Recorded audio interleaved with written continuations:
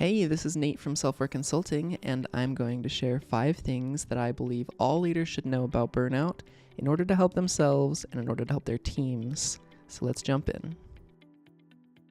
What is burnout? So burnout is defined in the International Classification for Diseases, 11th revision, as follows. Burnout is a syndrome conceptualized as resulting from chronic workplace stress that has not been successfully managed. It is characterized by 3 dimensions: feelings of energy depletion or exhaustion, increased mental distance from one's job, or feelings of negativism or cynicism related to one's job, and reduced professional efficacy. So that's nice, but it doesn't feel super helpful. It is helpful to a degree, but I feel like burnout is very misunderstood. And in order to actually come to some understanding and know enough to actually help people, we need to understand it in a much deeper level. So let's go beyond surface level to our first fact, and that is that burnout is a state of being. If I say that my friend Alex here is burnt out, what I'm saying is that she's experiencing negative mental and or physical symptoms that are caused by chronic workplace distress. This isn't just stress, because stress is fine, right? There's a certain threshold, a certain level at which we function well, and then when we cross that level, it starts to become harmful for us. Burnout is not an emotion. It is not laziness. It's not a sign that Alex or Chris or whoever it may be isn't cut out for the job. It is also not proof that someone is working too hard. It's not a sign that they're bored of their work, and it's also not an easy fix because it is a state. The relationship between hunger and starvation is basically the same as the relationship between exhaustion and burnout. Someone who's hungry, they could eat and then immediately, within minutes, feel a lot better. Someone who is starving, their body has been trying to use this food, trying to burn food that isn't there, and it's sucking away the life from the person and causing a lot of problems. Burnout is the same way. You're trying to use energy that just isn't there, and you're left experiencing all of these negative results, just like you would with starvation. Because it is a chronic state, and because it is something like starvation, it's not something that you can solve just by going on a vacation, at least not if it's a severe case of burnout. Because to fully recover, you might need months or even a year long vacation. Just like fully recovering from starvation could require months or a year. It is possible to beat burnout without pressing pause on your life, but most people have to be taught how to do that. It's not always intuitive, and this stuff isn't taught in schools. So the second fact is that burnout is actually very common. How many people are affected by burnout?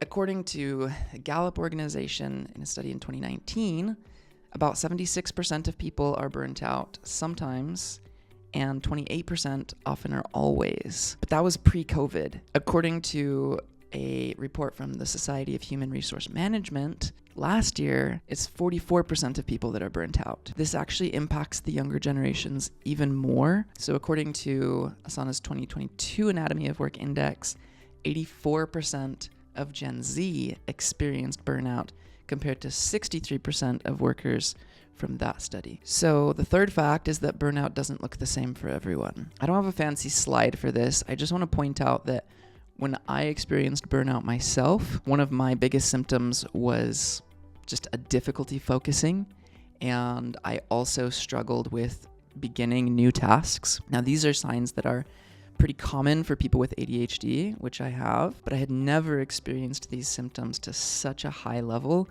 as when I was severely burnt out. Burnout fact 4 is that burnout is not a binary state, it is a range. So here's just an example progression of what burnout might look like for someone. You might have baseline health, and then as you continue to work with this chronic distress in the workplace, you might start feeling tired and be surprised by that because you might not have gotten so tired before. You might notice that your motivation or your focus are declining. Then you might start feeling exhausted every day. Your mental and physical health could start suffering. And then at some point, you can only do the essentials. Everything else just seems too much or you just don't have the energy to do it. You're binging Netflix because that's all you have the energy to do after you get back from work. And then eventually you start getting sick frequently and you feel hopeless because you don't know how you're going to get out of this situation. It's important to remember that this is a spectrum because at first it's not as hard to manage burnout, but the farther along you get, the more difficult it becomes to do the things that are going to help you to get out of burnout. All right, burnout fact number 5 is that burnout is not the same thing as depression, anxiety, or any other mental health illness. There is a lot of overlap between the symptoms of depression and burnout, and I think that this makes it very easy for us to misdiagnose what is actually going on. The problem with this is that if we try to apply talk therapy or expensive medications to burnout, then we might just be giving a band-aid or painkiller to a much bigger problem. And of course, the reverse is also true. If you try to apply the skills and the strategies and the mindsets that I teach for burnout to someone who is depressed because of trauma or some other factor, then that also might just be a band-aid or a painkiller. So it's really important to be able to identify the root problem that is affecting our mental and physical health. Some things that I think can help to discern between burnout and other mental health illnesses is to ask what was happening when these symptoms started to appear. Were you or your team member doing things that took a lot of energy? Were you feeling a lot of stress? And were you not taking time to do things that energize and refresh you, like spending time with friends or doing something creative or going for a walk in nature? If these kinds of things had been going on as these symptoms started to appear, then you may have a good case for burnout. Of course, this can be complicated. There can be multiple factors playing in, but the more you learn about burnout and the more you learn about different mental health illnesses, the better you can get at working with your team members and potentially with other mental health professionals to correctly diagnose what is going on and to find the best approaches to move forward. So in review, 5 things that I believe all leaders should know about burnout. The first is that it is a state of being. It is something that needs to be moved through. You can only judge people fully when they're at baseline. It's not something that you can just take a weekend off and then you'll be totally fine after that. Burnout is also common. You're going to see it all around you. Very likely half the people in your workplace are experiencing burnout to some degree of severity. Burnout does not look the same for everyone. Some people may have some symptoms. Some people may have all of the symptoms that are described by the World Health Organization. Burnout is also not a binary state. It's a range.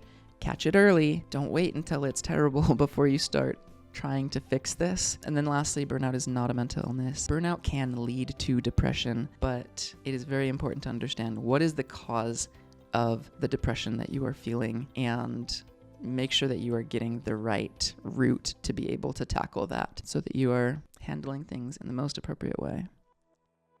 That is all for today. Thank you for watching. If you have noticed any burnout in your organization, feel free to send me an email. My email is there, nate@selfwareconsulting.com. I'll give you a free consultation to help you understand how best to move forward to beat burnout without pressing pause.